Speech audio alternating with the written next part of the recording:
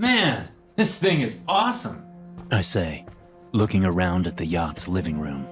I'm sure it's not called a living room on a boat, but I don't know what it is called. It doesn't matter. What matters is my 3 buddies around, the brewski in my hand, and a party in the Bahamas awaiting us. This is dope.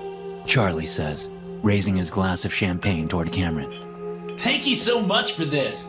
A guy couldn't ask for better friends, or a better bachelor party. Really, it's my pleasure, Cameron says with his $1,000 smile. The 2 of them clink glasses, then Trent and I clink our bottles. Then we all holler excitedly and slam down the rest of our drinks. Trent and I, the 2 working-class stiffs, are drinking beer. Meanwhile, Charlie and Cameron are drinking expensive champagne. Cameron has always been wealthy. He was born into it, but Charlie hasn't. He's about to marry into wealth. When I gave him for drinking champagne as the yacht left the harbor, he said, I gotta get used to tasting the good life. That all had us cracking up. It's a running joke, him marrying Eliza for her money.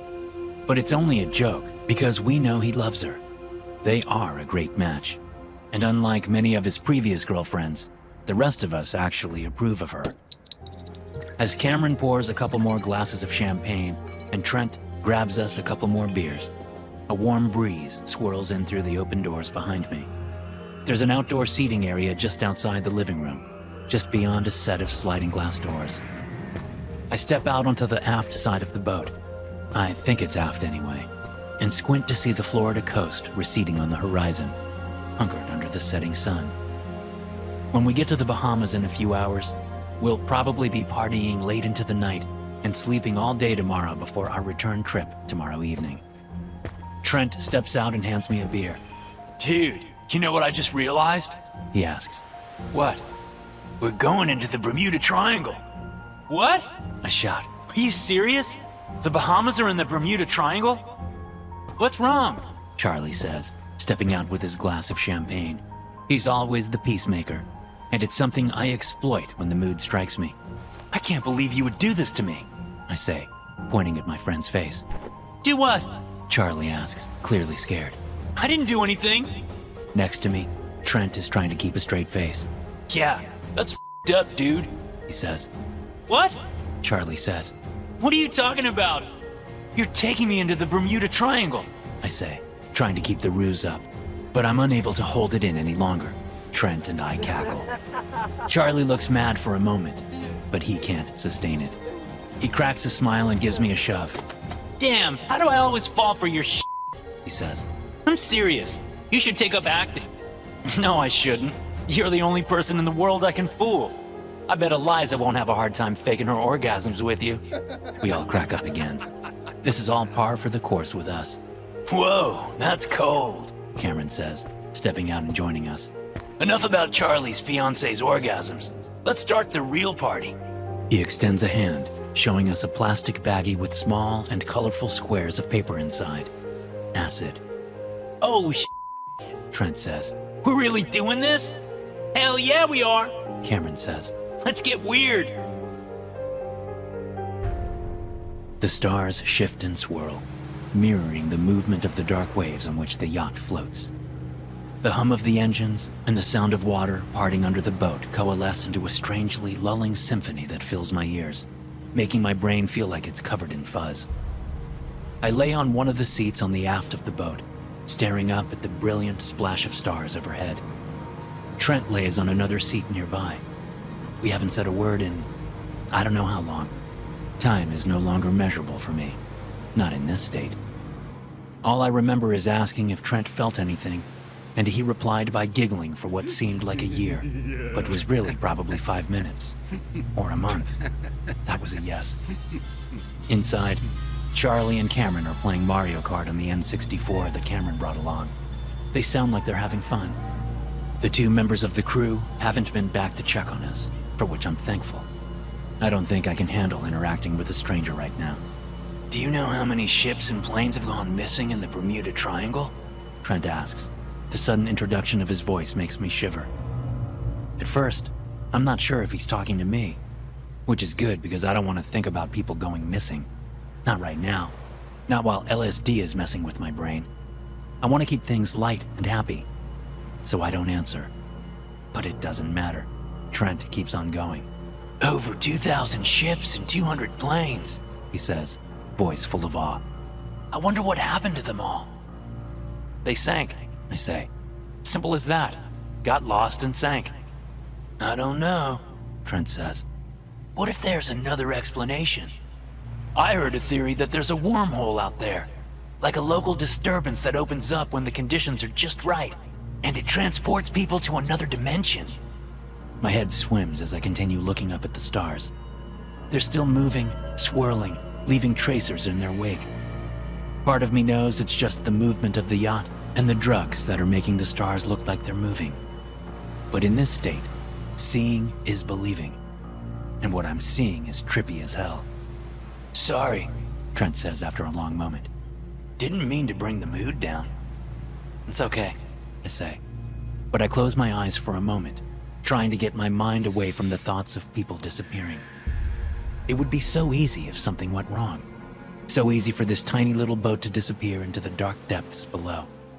I don't believe in alternate dimensions or wormholes in the Atlantic Ocean. I don't believe in any of the weird stuff people say about the Bermuda Triangle. I believe in...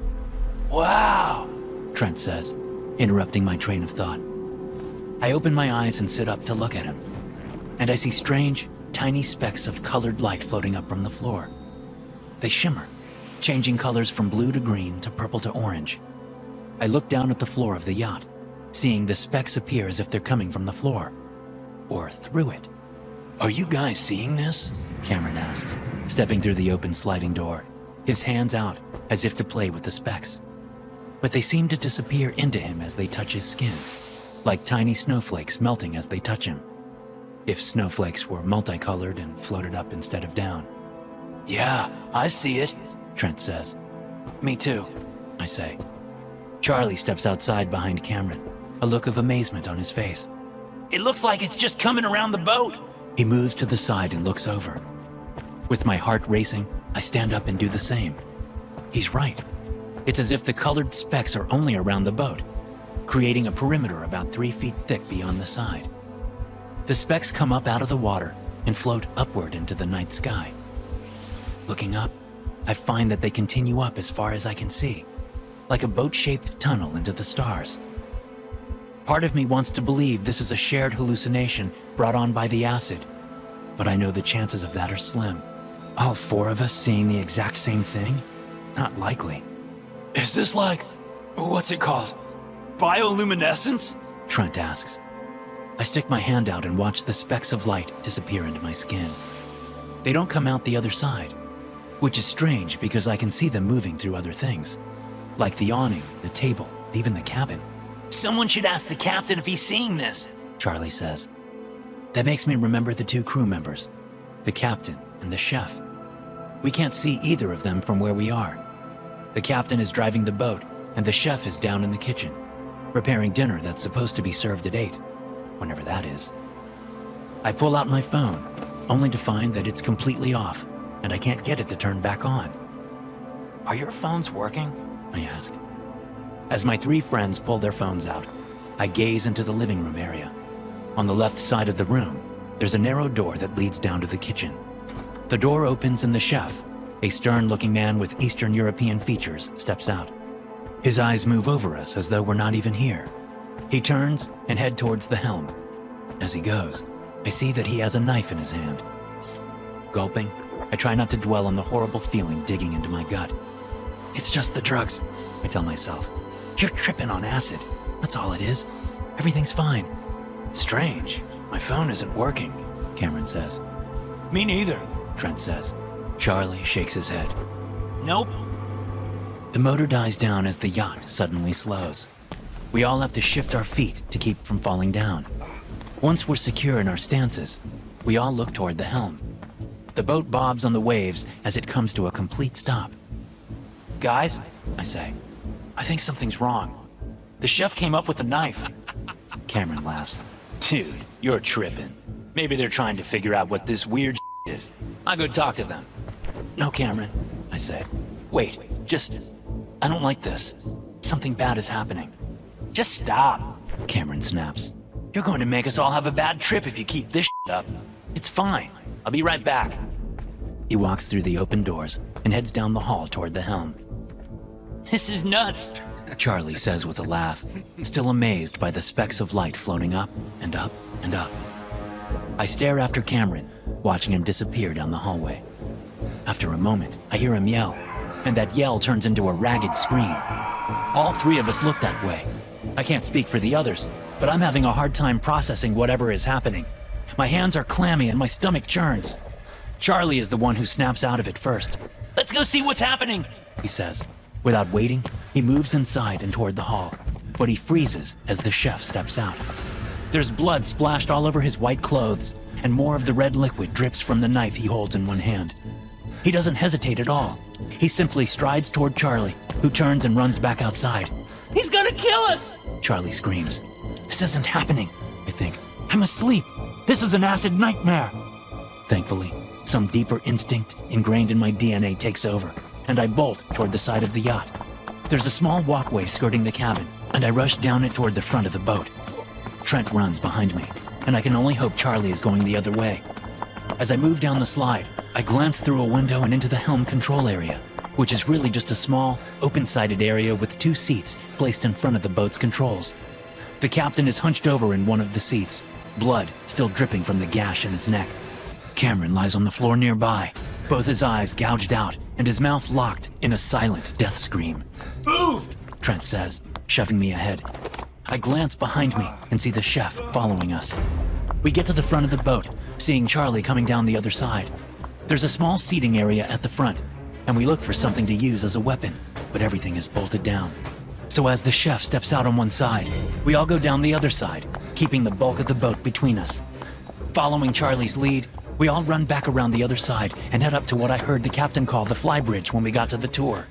It's an open-air platform that sits on the very top of the boat, with boat controls so you can helm the boat from there or from down in the enclosed area. From up here, we can see the chef coming around the other side. The only way to get up to us is by a set of steep stairs, although he technically could climb up on any side if he wanted to. Charlie picks up the radio and starts shouting into it, asking for help and saying, Mayday! repeatedly. Trent sits down and tries to start the boat, although I don't know how that will help since the crazed chef is on the boat with us. That leaves me to fend off the man with the knife. Whirling around, I search for anything I can use, and I see a storage area in the floor. I drop to my knees and open it, immediately seeing an orange flare gun sealed in a Ziploc bag. Getting to my feet, I fumble the flare gun out of the bag, hoping it's loaded with a flare. I try to cock the hammer back, but it won't move. I quickly realize there's a safety button, which I press to pull the hammer back, making the gun ready to fire. The chef is walking calmly up the stairs, like the villain in a slasher movie. I point the gun at him as he reaches the top stair. The tip of the gun is only about 5 feet from his face as I pull the trigger. The chef's head snaps back as the flare sinks into his left eye. The knife clatters to the deck as he drops it and begins screaming. The flare is shooting white-orange sparks out of his eye socket, scorching his skin. He brings his hands up to the area, only to yank them away as the flare burns them. Turning to the side, he launches himself off the flybridge, but he doesn't quite clear the lower railing. He smacks into the side of the boat before splashing into the water. Oh my God! I say. I turn toward my 2 friends. Charlie has dropped the radio microphone and is walking toward the top of the stairs. Trent is sitting at the control panel, turned to look at me. The boat still isn't moving. I guess he couldn't figure it out. The strange specks of colorful light are still flowing up, and we still seem to be absorbing them. But their mystery is secondary to what I just did to that man. Charlie crouches down and picks up the knife from the deck. Good idea, I say. He spins around, slashing at me with the blade. I get my right arm up, and the sharp tool slices me bone deep. I stumble away in shock, dropping the empty flare gun. What are you doing? Trent screams. Charlie moves toward me, a blank look on his face. The back of my legs hit one of the bench seats on the flybridge, and I sit down unintentionally. Trent lurches up from the seats and grabs Charlie by the shoulders from behind. Charlie reverses the knife and stabs back with it, sinking the blade deep into Trent's upper thigh. Trent lets go of Charlie, stumbles back, and bends down to clutch the wound now soaking his shorts with blood. What are you? Trent's words are cut off as Charlie drives the knife down into the back of Trent's neck. No! I shout, shoving up from my seat and tackling Charlie from behind. The move sends all three of us into a pile near the top of the flybridge stairs. Charlie and I fight on top of Trent's bleeding body. We struggle for the knife, but I'm bigger than Charlie, and I've always been stronger, if only by a little bit. That bit is enough as I get control of the knife and wrench it away from him. He wastes no time, grabbing me by the neck with both hands and squeezing. That strangely blank look still on his face. I want to ask him why he's doing this, what's wrong with him, but I can't speak. So I plunge the knife into his stomach and drag it across, opening up his abdomen. He still doesn't let go. So I stab him again and again in the abdomen as my frantic need to breathe increases with each passing moment. I stab him in the chest repeatedly until his grip finally falters and he releases me. I pull away from him and gasp, my back up against one of the bench seats. "What the I say, whimpering. Why? Then I scream at the night sky. Let me wake up! Time passes. I have no idea how much, but probably just a minute or two. When I come back to my senses, there's still a slow trickle of blood coming from Charlie's body, spreading on his shirt. As I stand up, I hear movement from down below. It's footsteps. Fear and hope war inside me as I go to the railing and look down in time to see a figure walk stiffly out onto the deck below. "Cameron?" I say, unable to believe what I'm seeing. Cameron turns and tilts his head to look up at me, but he still doesn't have any eyes, only gory wounds where they once were. The chef emerges from the water at the very back of the boat, pulling himself back onto the yacht. Nearby, Trent stirs, shoving Charlie's body off him and standing up. Next, Charlie stands up. I've gone insane, I think. It's the only explanation. Their wounds aren't fake. This isn't some elaborate prank. There's no way. I felt Charlie's flesh give as I stabbed him again and again. This isn't possible. The captain comes out and stands next to Cameron and the chef. They all look at me for a moment, then they turn their attention skyward. I follow their gazes and look up. The boat moves, giving me the feeling like I'm in an elevator that's going up. When I look down, I see that the whole thing is moving. It's rising out of the water, floating with the speckles of color up toward the stars. Then a blinding bright light erupts from overhead, forcing me to close my eyes. When I open them again, I'm in some kind of massive warehouse. There are balls of ephemeral light here and there, illuminating the space. But as I look around, I see that I'm not alone. We're not alone. The silent corpses on the yacht are still here with me, but there are so many more. They're standing on boats or sitting in planes. There are hundreds of planes and thousands of boats, all floating atop a strange jet-black sea that is the warehouse floor. Many of the boats are ancient looking. They have sails and no motors. Many of the planes look like they came from a World War II museum. Dead faces stare at me through windows and from behind windscreens. Other vehicles are more modern, like the yacht on which I stand, and a small commercial airplane floating nearby. Hello? I say, my voice echoing across the massive space. No one answers. They all just stare.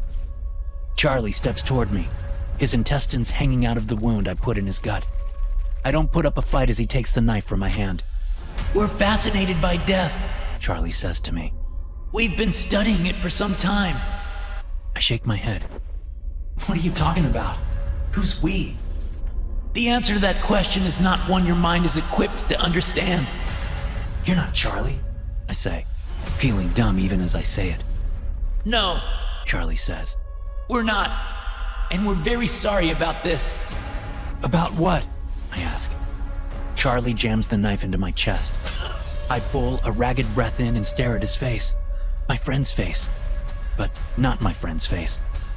"We're very close," he says, "to helping humans transcend death. Take solace in that fact. Your sacrifice isn't for nothing." I grip my friend's shoulders, unable to pull in a complete breath again. He pulls the knife blade from between my ribs and eases me down to the floor. As I bleed out, I can't help but wonder if he told me the truth. I hope he did. I hope I haven't died horribly for nothing. I feel myself depart as the darkness closes in, but not all of me leaves. Some small part of me is forced to stay behind. forced by these strange beings who are so curious about human mortality. And I find that part of me is no longer in control as my body stands up on its own. Something else now inside of it, driving it like a meat puppet. I'm trapped in my own body, like all the others who stare at me with their blank eyes. I'm trapped, and I can't even scream.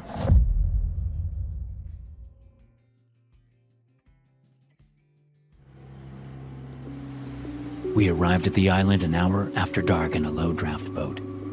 It was a last-minute call, and one I wasn't particularly happy doing, but something was wrong with the lighthouse.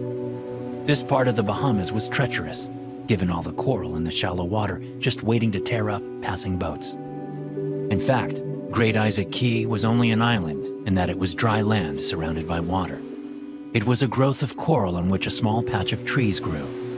The unmanned lighthouse and the few crumbling buildings were the only things on the piece of land. You could walk from one end to another in about 10 minutes, and at its widest, it would only take you 5 minutes to cross it. Without the lighthouse, and given the cloudy skies, it was pitch black. I could just make out the faded and chipped white paint of the lighthouse against the dark sky. It was impossible not to think about the ghost stories surrounding the island and the lighthouse. Stories of mysteriously disappeared lighthouse keepers and tragic shipwrecks leaving ghosts to roam the island. Stories that only added to the mystery of the Bermuda Triangle. As I killed the boat's engine and guided it toward the rocky shore, Nicholas pointed the spotlight around, focusing on the patch of trees between us and the lighthouse. I can't see where I'm going, I said. Aim it at the shore, please. He did, allowing me to aim the boat between two outcroppings of the gray coral. At 20 years old, Nicholas wasn't my ideal choice for a helper, but I was doing his mother a favor. He preferred to sit at home and play video games or make TikTok videos, thinking he was going to be some kind of influencer.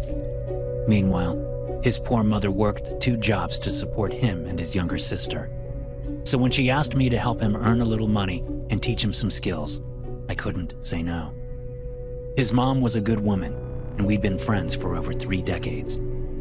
Although it had been years since I'd been called out to the lighthouse, I knew it was a fairly simple system, which was why it was so strange that the light was completely off. Although simple, the system had several fail-safes in place to prevent this very thing from happening. It ran on solar power, for one, and it had several replacement bulbs already in place. If one of the bulbs went out, the system would sense this and shift the apparatus so that the next bulb in line was in position to work. Automation had long ago made lighthouse keepers obsolete, so people like me would be called in whenever there was a problem. But it was a rarity that the light would be completely out. Usually, there would be a warning that something was wrong before that happened. Nicholas hopped out of the boat as we came to the shoreline. He brought the bow line with him and tied it around a thick piece of jutting coral on shore while I grabbed my tools. I stepped carefully off the boat and onto the sharp coral. I needed to watch my step because tripping and falling would likely draw blood. And the whole island was made of the sharp and now dead coral. The last thing I wanted to deal with was a deep cut out here 20 miles from help.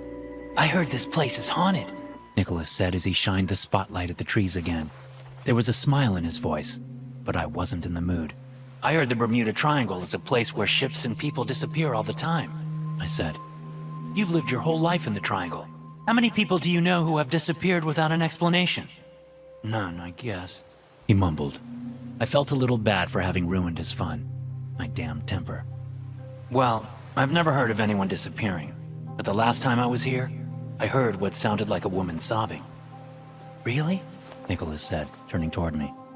You sure it wasn't your wife? I clenched my jaw. Keep the light out of my eyes, I said, raising my free hand to block the bright spotlight. Right. Sorry. His tone said he was anything but sorry. I lowered my hand and tried to blink away the spots. Is the boat secure? Yes, it's fine. Okay, I said, setting my toolbox down and opening it to retrieve a flashlight. Let's go. Want to go through the trees or around them? Around them. Nicholas answered a little too quickly. I chuckled. Okay, let's do it. Lead the way and keep that light pointed at the ground so you can see where you're stepping. We started toward the lighthouse, skirting the patch of trees on our left. Most of them were just over 6 feet tall and densely packed. A soft Bahamian breeze stirred their tops, the ever-present smell of salt water intensifying briefly. An unmistakable rustling came from the trees. Both Nicholas and I stopped mid-stride and looked that way, shining our flashlights at the trees. I could see the tops of some of them parting violently as something big moved toward us. I expected someone to barge out of the trees at any moment, but the treetops stopped parting just before whatever it was in there reached the edge of the patch. The powerful spotlight that Nicholas held revealed nothing but dense evergreen tree branches. Hello? I called. Who's there? There was no answer. My fear turned swiftly to anger. I set my toolbox down and opened it, grabbing a hammer out. With the tool in one hand and my flashlight in the other, I rushed to the edge of the trees and shoved through to the spot where I thought the person had stopped. But there was no one there, just thick trees. I knew it had to have been a person, because there were no animals of a size who could part the trees like that. But I saw nothing, no one. I backed out of the trees and looked at Nicholas. Did they move while I was grabbing my hammer? I asked. I don't know. He said, clearly freaked out. I didn't hear them move, but the trees moved back to where they were before. I turned back to the trees. You wanna with us, asshole? I've got a pistol on me. I'd hate to shoot you by accident. Better come out now. If you're stranded here, we'll take you back to town with us. No harm, no foul. I waited, but there was no answer. Carry this, would you? I gave the hammer to Nicholas and then gathered my toolbox, and we resumed our walk to the lighthouse. I glanced over at the trees a couple of times, seeing nothing out of the ordinary. Then we were past the patch of trees and approaching a couple of crumbling brick buildings that had once been accommodations for the lighthouse keepers. Nicholas motioned his light at the buildings, through the glassless windows and into the doorless doorways, revealing nothing but dirty concrete floors and blank walls. We came to the wooden stairs up to the lighthouse entrance. The boards were rotting and large chunks were missing. Careful, I told Nicholas.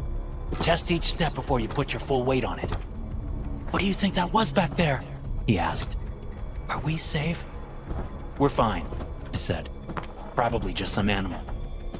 What animal would do that? Maybe a seal. A seal? Nicholas asked. I've never seen a seal around here. Well, it happens sometimes. Now let's go. Nicholas moved up the steps, and I moved after him. He went through the open doorway into the base of the lighthouse. I was about to move in, but I had a strange feeling that I was being watched. I looked over my shoulder, jolting as I saw a man standing in the doorway of one of the crumbling brick buildings. He wore a grimace on his pale face, and his eyes burned with hatred. I blinked, and he was gone. I shone my flashlight at the building, but saw no sign of him. What's wrong? Nicholas asked from behind me. Nothing, I said, turning back and looking at the young man. Nothing. Let's go. The interior of the cast-iron lighthouse was dirty. The floor was coated with paint chips that had fallen off the walls. The metal stairs boomed under our feet as we made our way toward the top of the 150-foot structure. I glanced over my shoulder often as we moved, half expecting to see that grimacing man behind us, even though I knew he wasn't real. He was just a figment of my imagination. So how's your mom doing? I asked, no longer able to stand the only noise being our plodding footsteps. Fine, Nicholas said. I waited for more and wasn't surprised when he started talking again. She's always tired. She works so hard. I really thought I would be a famous YouTuber by now or something, to help her out with some money. But I guess that dream is dead. I gotta face reality sooner or later. You can still pursue that dream, I said, taking pity on the kid. but you should do it while you're working to bring money in right away. Take some of that weight off her back now that you're all grown. Yeah, he said sadly. I know. I'll give you as much work as I can, but it won't be steady. You might be better off working at one of the resorts or restaurants. Yeah, he said again. We ascended the last flight of stairs and came to the top. What the hell? Nicholas said, shining the spotlight at the floor. Someone had completely smashed the lighthouse lens and bulbs. The floor was littered with pieces of thick plastic from the lens, along with glass from the bulbs and pieces of metal from the machinery. Someone did this on purpose, I said. thinking about the man I thought I'd seen downstairs. Why?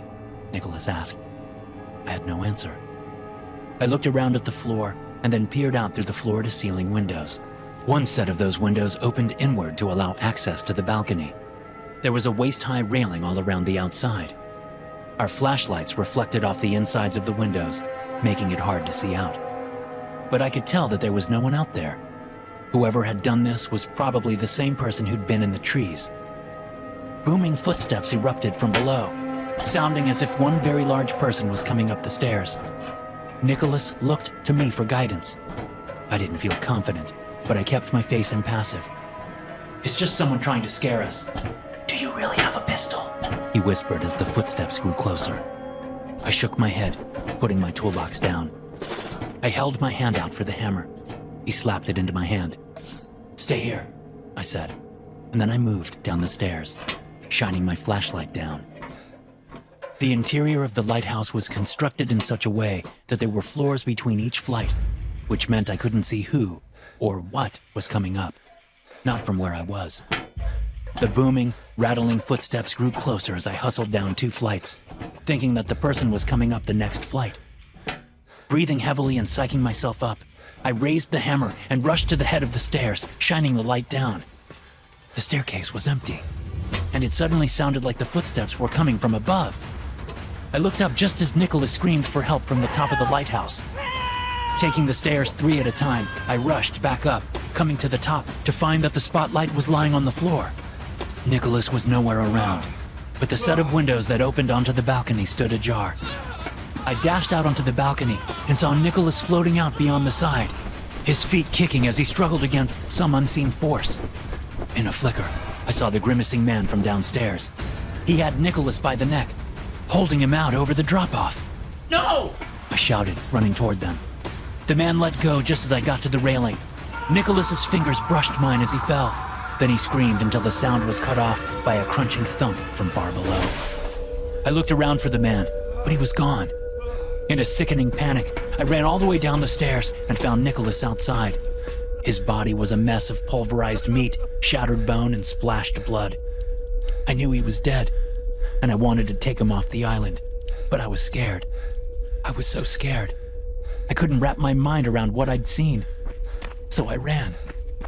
I'm not proud of it, but I ran back to my boat, falling twice and scratching myself up as I went. And then I came here. I came straight here. The cop looks at me with undisguised disgust. That's your story? He says. A ghost killed him. That's what you're going with? It's the truth. I say with my elbows propped on the cold metal interview table and hands on either side of my head. I know it sounds crazy, but it's the truth. So those scratches on your arms, scratches that look suspiciously like fingernail marks, were left there when you fell down on your way back to the boat. That's what you're telling me? Yes, it's the truth. And what about your hammer? He asks. My brow furrows. What about it? Where is it? I think about that for a moment. I must have left it next to Nicholas's body when I went down to see if he was alive. I think I dropped it there. And that's when you got the blood all over your shirt and pants, right? When you tried to save him? Yes, that's right. When I realized I couldn't save him, I just lost it. I held him to me, getting his blood all over me. Uh-huh. The man studies me with his small eyes. He doesn't say anything. I wait. Your hammer seems to have gone missing, he says finally. Missing? Yeah, missing. Like those 2 lighthouse keepers from back in the 60s. Missing. Gone without a trace. I don't know what to tell you, officer. I was a bit of a mess, but I'm pretty sure I left the hammer there. Uh-huh. And its mysterious disappearance wouldn't have anything to do with the fact that the victim has wounds to his head that looked like they were made by a hammer, would it? What? I say. Wounds to his head? You mean from the fall? Cut the John, He says. I know you and the kid weren't on good terms. I know that he had some compromising pictures of you that could ruin your marriage.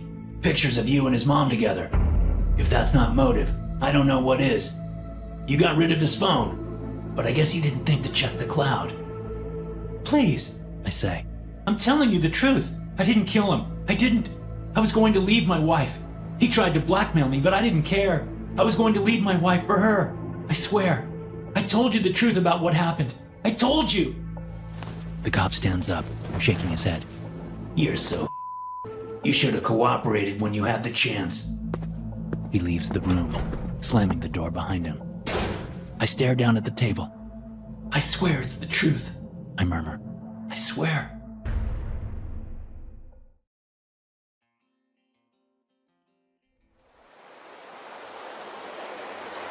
Let's just let the Coast Guard handle it. My sister says as we float next to the ancient-looking ship. They won't get here for another 30 minutes at least, Dad says, emerging from inside the cabin of our yacht with a first aid kit in hand.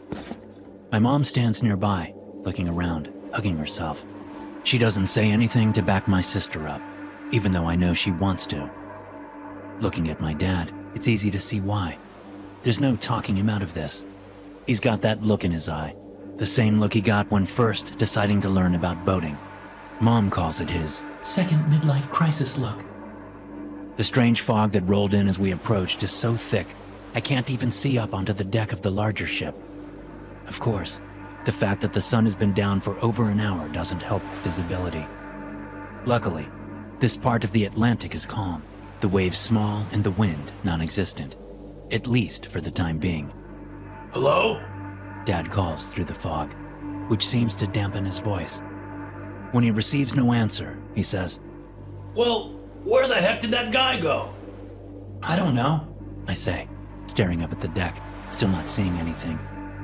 Maybe he went to go help whoever's in trouble below decks. Maybe, Dad says. Well, let's go see. You coming with me, Lucas?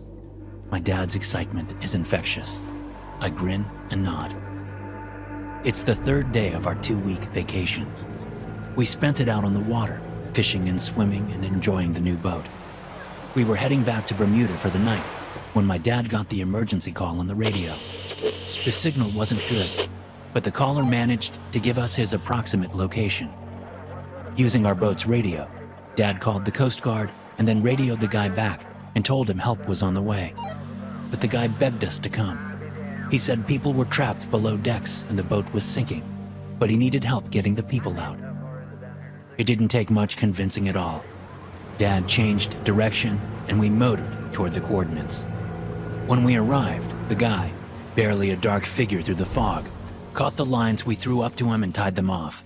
We haven't seen him since.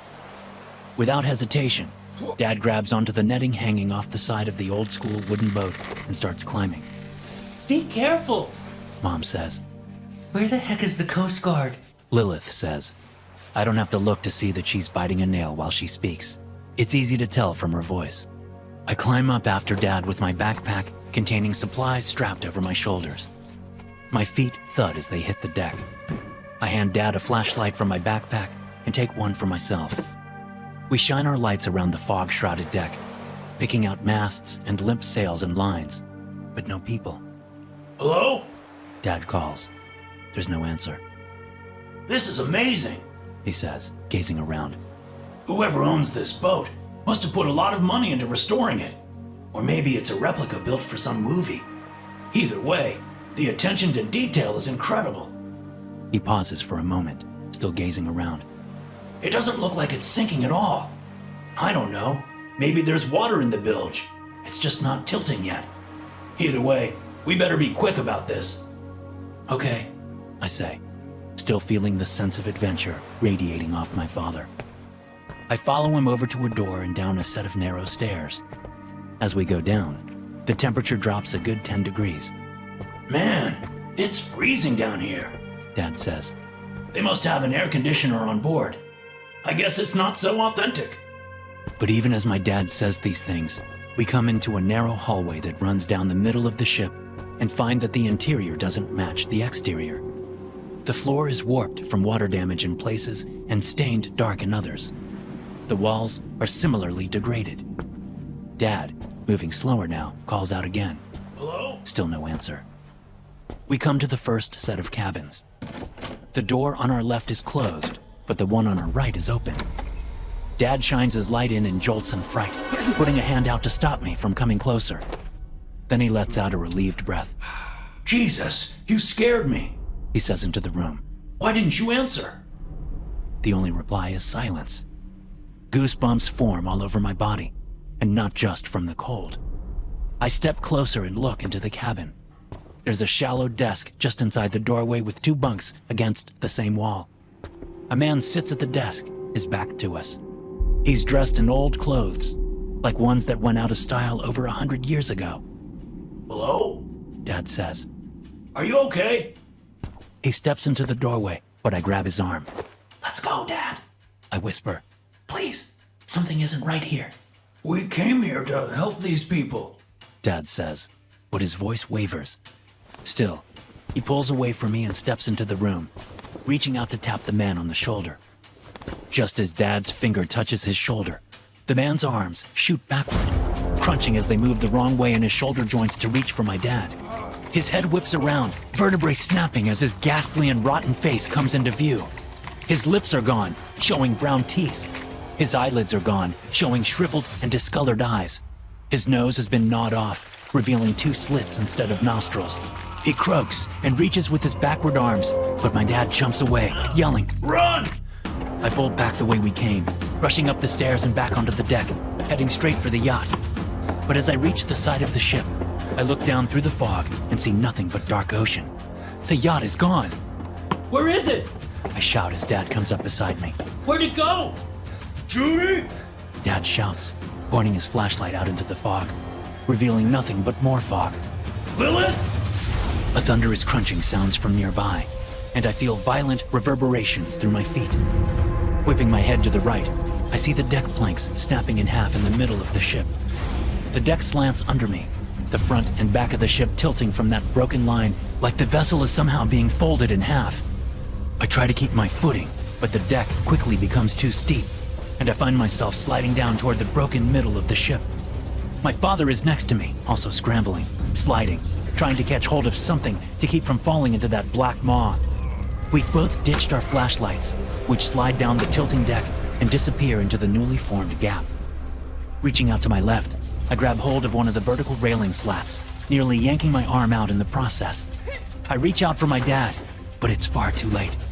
He turns onto his stomach, reaching back toward me, hands out and terror engulfing his features. Dad! I yell, just before he disappears into the dark gap between the teeth-like edges of the broken deck. Maybe he's in the water now and he can swim away, I hope. I have little time to process this, because the ship is still tilting, defying physics. The masts on either side of the ship pierce through the deck as the 2 halves continue to move toward each other. Wood crunches and cracks. Sails tear. Lines snap. I know my only choice is to jump, so I swing myself onto the outside of the railing and take a deep breath before launching myself into the air. The dark sea rushes up to meet me, embracing me like an old friend who doesn't know his own strength and could easily choke the life from me. Fighting against unseen currents, I make it back to the surface and inhale. The 2 halves of the ship are pressing together in a melody of destruction. Knowing that a sinking ship can pull a person under as it goes down, I turn and swim away. But I don't take 4 strokes before I turn and look back for any sign of my dad. The ship isn't sinking, though. Not yet. The 2 halves are still pressing against each other like an invisible giant is shoving them together. The sound of boards cracking and snapping is so loud, seemingly contained in the small space by the dense fog. Finally, when there's nothing left resembling a ship, only a collection of snapped and broken wood like some strange monolith to maritime destruction, the thing begins to sink. Dad? I call, treading water. Dad, where are you? I fight off panic. He must be around. He must be. Something bumps into the back of my head. Crying out, I spin around and see the yacht. Our yacht, floating in the water directly behind me. I'm sure it wasn't here when I jumped into the water. I'm positive. Although it could have been nearby, obscured by the fog. Mom? I call as I swim toward the ladder at the back. Mom? Lilith? Silence greets me. But at least I won't drown in the middle of the ocean. At least I can radio for help. In fact, the Coast Guard should be here any minute. I climb out of the water and onto the back of the yacht. There's no sign of my mom or sister. Shoes squelching and water draining from my clothes, I walk into the cabin and look down the stairs that lead to the kitchen and sleeping areas. I open my mouth to call for my mom and sister again, but the words don't come. Probably because a column of vapor comes out as I breathe. It's cold, and this is eerily familiar. Still, I need to see. I can't not go down there. When I get to the bottom of the stairs, I'm in an area that doubles as a living room and dining room. The small kitchen is up to my left. Up ahead are the 2 bedrooms on the small yacht. Both doors are closed. I move to the left-hand door, my parents' room, and knock. The door swings open slowly, revealing my mother. She's sitting on the side of the bed, side-on to me. Her hair hangs down, obscuring her face. She looks limp, like if I touched her, she would fall back onto the bed. "Mom," I whisper. Yes, dear. She answers. I can't see her mouth move, and the rest of her body doesn't budge an inch. Are you okay? I ask. Where's your father? I choke on my words, unable to say them. It's okay, dear. Mom says, finally turning to look at me. I exhale another cloud of vapor. She's okay. She looks normal. Come here. She says, patting the bed next to her. I move over to her, wanting nothing more than to be comforted by my mother. I sit down on the bed, but before I can say anything, my mom says, Good boy. Now, where's your sister? Her mouth twists into a too wide grin, and her head cocks to the side as her eyes bore into me. Something scrapes the ceiling above me. I look up to see my sister clinging to the ceiling directly overhead. Her head rotates, vertebrae snapping as it spins to fix on me with an insane grin. Then she drops from the ceiling, her arms rotating in their sockets and reaching toward me as I scream. Thanks for watching. Be sure to subscribe and smash that like button to get notified every time I upload a new video. You can also check out some more of my animated horror stories right here.